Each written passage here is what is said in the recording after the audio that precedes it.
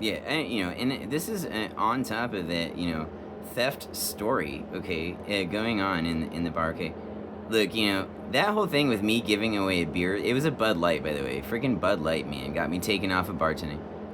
I think I was 21 at the time or 22. And you should never really give away a drink, but you should never try and sneak something as a bartender. It's the one thing I really learned. Just don't ever try and be sneaky, okay? Bartenders do give away drinks, okay? But I suppose I didn't have permission. Honestly, I didn't think anybody would have a problem with it, right?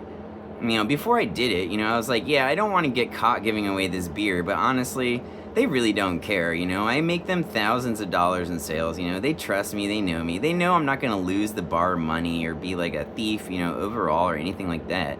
I justified it and I was like, look, it's no biggie. I'm going to give my homie a beer. It's okay. I'm a bartender. And yeah, it blew up in my face totally. My rationalization and my justification and my overall sensibility for the situation and just thinking that it was overall just kind of okay, just you know look, actually, in many cases maybe they would have reprimanded you. I don't know about taking you off a bartender.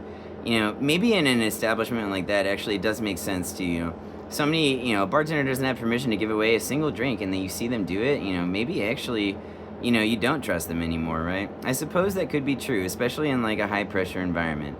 But I really didn't think it was that big of a deal, okay?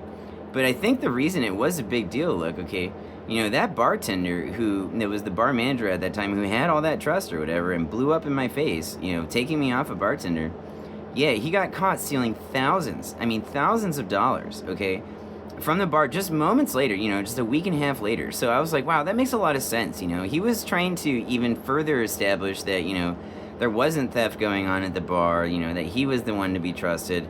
And so really, I got what happened, yeah, I got shafted, okay?